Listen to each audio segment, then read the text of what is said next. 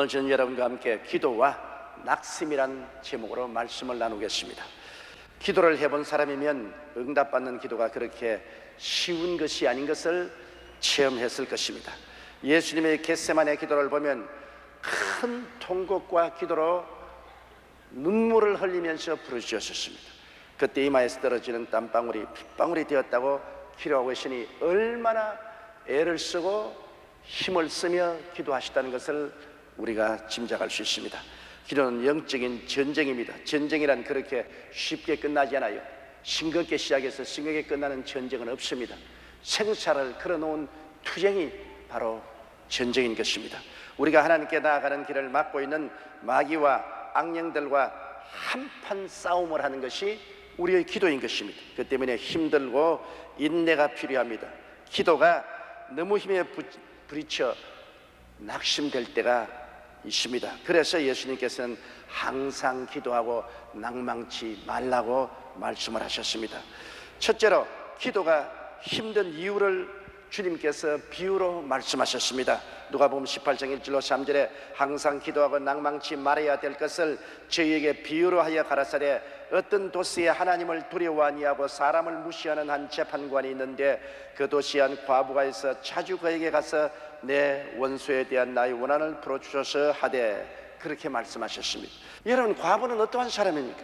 외로운 사람 아닙니까? 남편이 세상을 떠나고 이 세상에 외롭게 되었으니 보호가 없는 불쌍한 사람입니다. 힘이 없는 사람이죠. 남편이 있을 때 힘이 있지 남편이 없으면 힘이 없지요. 사람들이 무시하고 달라드는 것입니다. 사회적으로나 주위에서 멸시와 천대를 받습니다. 근데 이 기세당당하고 어마어마한 권세와 위엄을 가진 이 재판관에 비해서 과부라는 것은 너무나 초라하고 불쌍하고 도저히 대비가 되지 않습니다. 그러니 이런 과부가 재판관 앞에 나가서 어떤 영향력을 미칠 수가 있겠습니까? 그러나 과부는 재판관 앞에 나가서 내 원수에 대한 원한을 갚아 주소서 그런 간청을 했습니다. 과부라서 힘이 없고 도울 자 없고 멸시와 천대를 받으니 이 세상에서 어려움을 당하겠죠. 그는 대단한 상처를 입고 어려움을 겪었기 때문에 호소할 데가 없어 이 무지막지한 재판관에게 나가서 내 원수에 대한 원한을 갚아달라고 부르짖기 시작한 것입니다. 그 호소에 대한 재판관의 태도는 아예 무시해버린 것입니다. 뭐 이런 것이 와서 내게 부르짖냐, 귀찮게. 완전히 귀를 기울이지 않고 무시해버렸습니다. 여러분, 우리가 기도할 때 너무나 막막하여 주먹으로 바위를 치는 것 같은 답답함을 갖게 될 때가 많지요. 마치 과부가 재판관에게 나오는 그런 심정이 될 때가 한두 번이 아닙니다. 하늘에 계신 하나님께 나와서 무릎을 꿇기는 그렇지만은 우리가 부르짖어 기도하려고 할 때 가슴이 너무나 답답하고 너무나 짐이 무겁고 하나님이 과연 나 같은 사람의 기도를 들어주실까? 기가 막힐 때가 많습니다. 이것이 바로 주님께서 우리에게 격려해 주기 위해서 비유해 주신 말씀입니다. 우리가 얼마나 무능력하고 좌절되고 절망이 될지라도 이 어마어마한 불의한 재판관 앞에 선 과부에야 비교할 수 있겠는가? 도저히 불가능한 그런 상황에서도 과부는 과감하게 재판관에게 나와서 자기의 간절한 마음의 호소를 한 것처럼 우리도 어떠한 어려움과 고통이 다가와도 도저히 우리 상상으로 어림도 없다고 생각하는 그런 처지에 있을지라도 낭망하지 말고 하나님 앞에 나오라는 것입니다. 둘째로 우리 성경 말씀을 보면은 절대 무관심의 벽에 부딪힌 과부의 절망적인 상황인 것입니다. 뭐 조금이라도 귀를 기울여 두면 모르겠는데 아예 꾸짖지도 아니하시고 응답도 아니하고 그냥 버려버린 것입니다. 절대 절망을 뚫으려는 이 과부의 심정을 보십시오. 이 과부에게서 우리가 배울 것이 굉장히 많습니다. 절대 절망에 부딪혀서 그 절대 절망을 꿰뚫고 나가려는 이 과부의 태도에 우리는 놀라운 교훈을 배울 수가 있습니다. 이 과부는 이 재판관에게 나올 때 돌이킬 수 없는 마음의 결단을 내린 것입니다. 더 이상 억울한 인생은 살지 않겠다. 여러분, 이것이 인생의 큰 변화의 동기가 되는 것입니다. 그냥 응답 안 해주면 그뿐이고, 응답해주면 좋고, 막 그렇게 두리뭉실하게 인생을 살겠다면 이러한 사람은 불가능을 가능으로 만들지 못합니다. 절망을 소망으로 변화시키지 못합니다. 이 과부가 자기 처지가 너무나 비참하고 초라할지라도 그가 이 재판관에게 나갔을 때 그는 돌이킬 수 없는 마음의 결단을 가지고 나왔습니다. 더 이상 억울한 인생은 살지 않겠다. 나는 더 이상 과부라 짓밟히고 무시하고 멸시받는 인생은 살지를 않겠다. 많은 병든 자들이 제게 안수기도를 받으러 오는데요, 내가 44년 동안 가만히 살펴보고 비교해 보니까 하나의 공통된 응답받는 사람의 원리를 발견했습니다. 그것은 뭐냐? 병들어 온 사람이 나는 더 이상 이 병으로 말미암아 고통당하지 않겠다. 그냥 나으면 좋고 안 나으면 좋고 뭐 그런 것도 아니고, 그저 주여 낫게 해 주옵소서 이런 것이 아니고 비장한 각오를 가지고 나는 더 이상 이 병에 짓밟히고 끌려가지 않겠다. 더 이상은 이런 인생은 살지 않겠다. 나는 각오하고 단호하게 변화를 가져와야 되겠다. 하나님의 보좌를 붙잡고 내가 몸부림치고 부러지져 죽더라도 나는 더 이상 이와 같은 비참한 인생은 살지 않겠다. 나는 새로움을 가져와야 되겠다. 이러한 돌이킬 수 없는 마음의 결단을 가진 사람은 다 고침받더라고요. 여러분, 이런 마음의 결단이 정말로 우리에게 필요한 것입니다. 여러분, 예수님이 겟세마네 동산에서 하나님께 도움을 구할 때 얼마나 피맺힌 간절한 호소를 했겠습니까? 큰 통곡과 눈물로 기도했다. 얼마나 애쓰고 힘을 썼기에 그 피하에 모세혈관이 트여서 땅구멍으로 피가 솟아올랐습니다. 많은 사람들이 여의도 순복음교회 성도들은 너무 시끄럽게 기도한다, 통성으로 기도한다고 손가락질을 했습니다. 요사이는 안 하지만 과거에는 그렇게 했다고. 왜? 답답하지 않으니까 통성으로 기도 안 하는 것입니다. 답답한 사람은 피 맺힌 호소를 하게 되는 것입니다. 그 이유는 여의도 순복음교회에 답답한 사람이 많이 찾아왔다, 그 말인 것입니다. 답답하지 않은 사람은 평안하고 좋은 데 가고, 답답하고 고통스러운 사람은 피 맺힌 호소를 하기 위해서 우리 교회를 찾아왔고, 그리고 몸부림치며 부르짖었고 하나님께 응답을 받았던 것입니다. 우리가 하나님께 나가 부르짖을 때 이와 같은 전쟁입니다. 이런 전쟁이 하루 이틀에 끝나지 않지 수없는 좌절과 낭망의 언덕을 넘어야만 하는 것입니다. 그러나 이와 같은 시련과 고통을 단호하게 참고 나가면 우리에게 승리는 다가오게 되는 것입니다. 셋째로, 주님은 말씀하시기를 이 불의한 재판관의 말한 것을 들으라고 말했습니다. 기도하는 사람들은 이 불의한 재판관의 말한 것을 듣고 거기에서 교훈을 배우라고 주님께서 말씀하시는 것입니다. 왜 불의한 재판관이 손을 들었는지 한번 깊이 생각해 보라는 것입니다. 그렇게 불의하고 불인정하고 무정한 재판관이 어떻게 손을 들었느냐 한번 생각해 봐라. 이 과부가 얼마나 마음에 비장한 각오와 결심을 하고 나왔잖아요. 주님이 너희들도 내게 와서 기도할 때 이와 같은 단호한 비장한 각오와 결심을 하고 나오라. 다리를 건너왔으면 다리를 태워버리고 다시 돌아가려고 생각하지 마라. 응답 받든지 안 그러면 죽든지 비장한 각오를 하라. 결단을 내리라. 너희는 내게 부르짖어라. 내가 내게 응답하겠고 내가 알지 못하는 크고 비밀한 일을 내게 보여주리라. 하나님께서 부르짖으라고 말했습니다. 하나님께서 조용조용하게 하라고 말하지 않습니다. 한서린 기도를 하고, 그리고 지칠 줄 모르는 기도를 하고, 아예 그냥 아침에도 점심에도 저녁에도 밤에도 자다가 일어나서도 지칠 줄 모르게 조금 기도하다가 그만두면 합니다. 봄이 오고 봄이 가고, 여름이 오고 여름이 가고, 가을이 오고 가을이 가고, 눈소리 치는 겨울이 와도 아예 지치지 말고 하나님께 맹렬하게 밀고 나아가는 것입니다. 끝없는 결심을 하고 나아가는 것입니다. 여러분, 성경에 예수님이 또 다른 비유를 말하기를, 밤중에 한 친구가 이웃집에 와서 대문을 두들깁니다. 누구요? 아, 이웃집에 사는 아무개입니다. 왜요?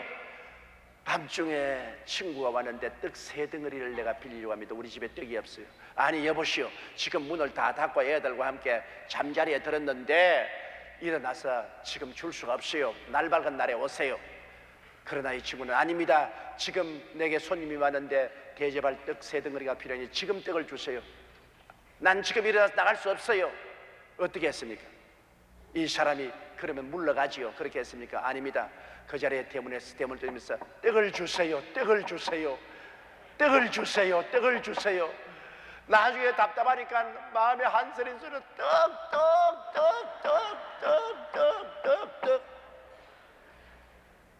한스린 기도에는 장엄하고 아름다운 형용사가 수식된 그런 기도를 하지 않습니다. 좋을 때 그렇게 기도하죠. 정 답답하면 외마디 소리를 하는 겁니다. 외마디 소리. 떡을 주세요. 떡. 병을 고쳐주세요. 고쳐주세요. 고쳐주세요. 병을 고쳐주세요. 외마디 소리를 지르는 것입니다. 그러니까 이거 자다가 생각하니까 기가 막힙니다. 저렇게 고함을 치는데 애들 다 깨어났죠. 자기도 잘 수 없지. 애들이 아버지 빨리 가서 줘야지 못 자겠단 말이야.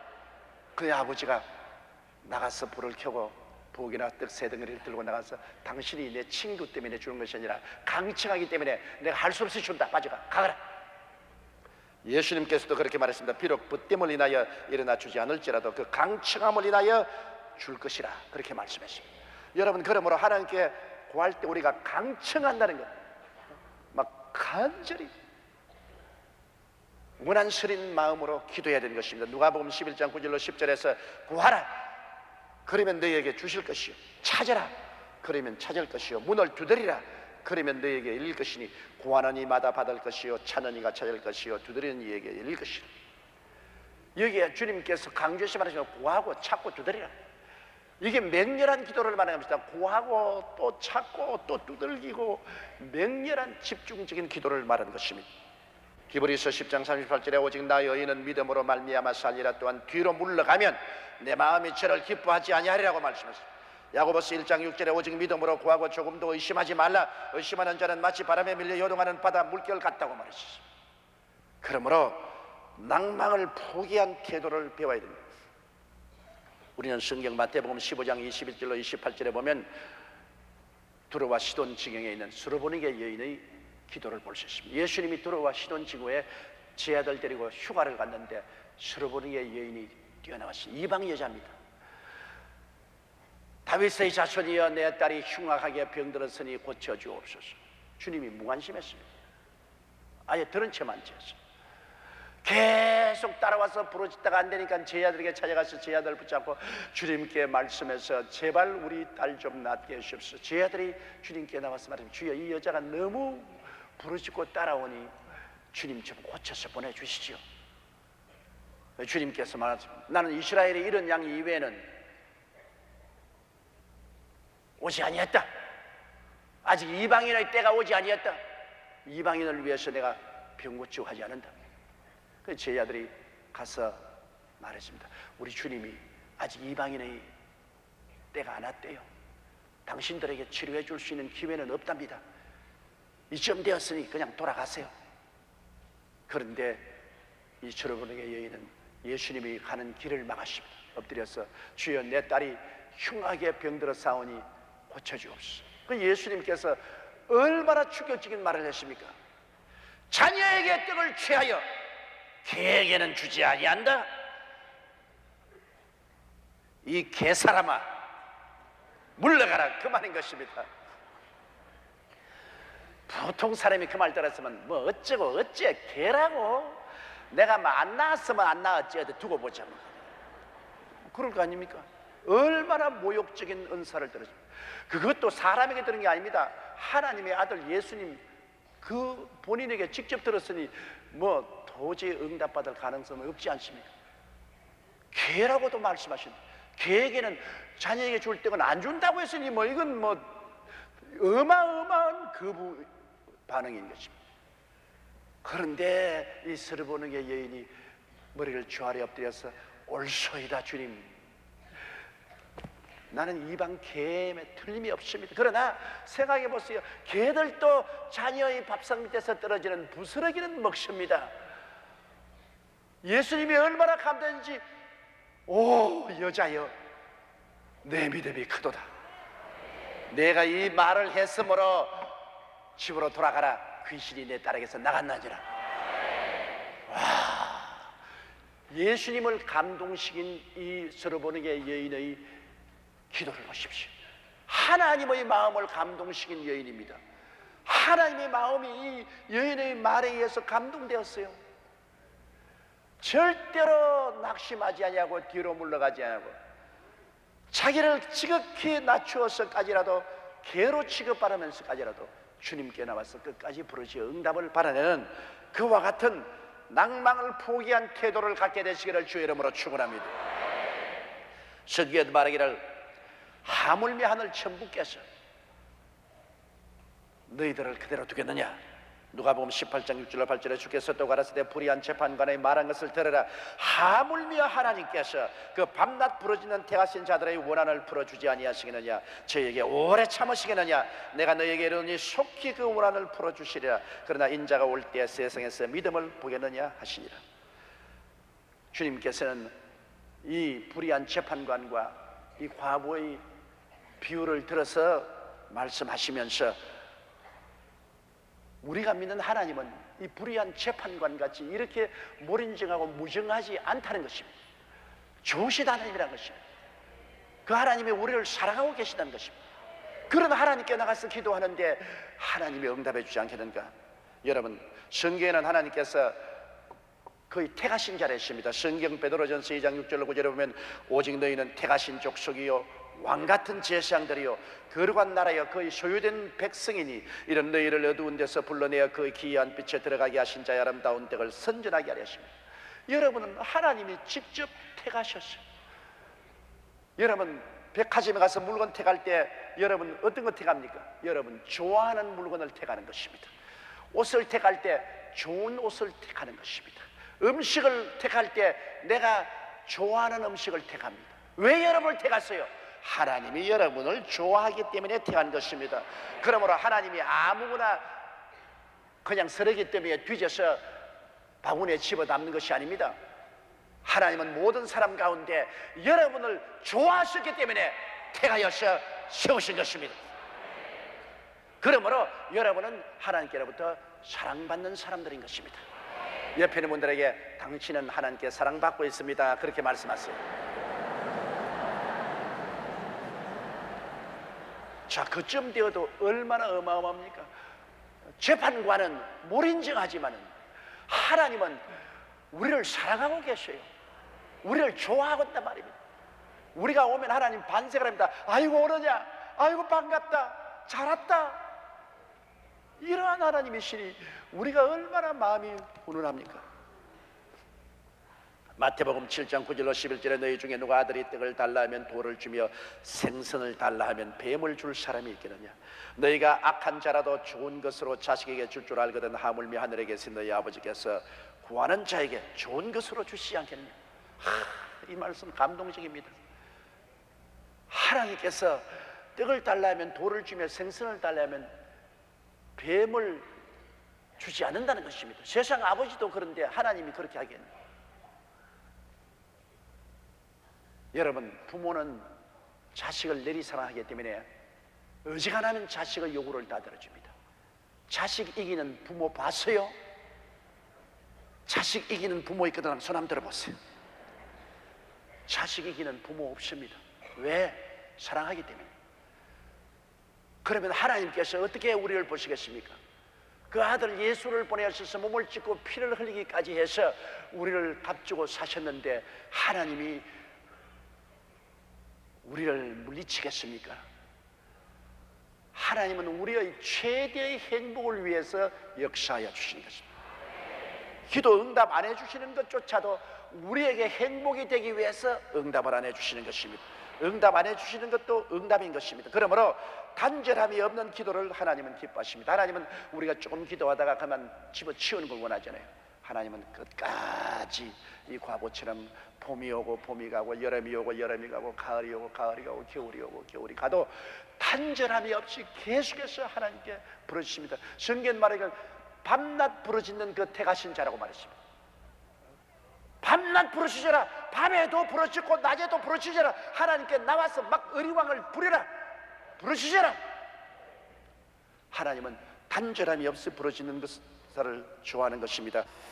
요한복음 14장 13절 14절에 너희가 내 이름으로 무엇을 구하든지 내가 시행하리니 이는 아버지로 하여금 아들을 인하여 영광을 얻으시게 하려 함이라. 내 이름으로 무엇이든지 내게 구하면 내가 시행하리라고 말한 것입니다. 여러분, 아주 너무나 어려운 환경에서 환경을 바라보면 도저히 믿을 수가 없어요. 마리아와 마르다 보십시오.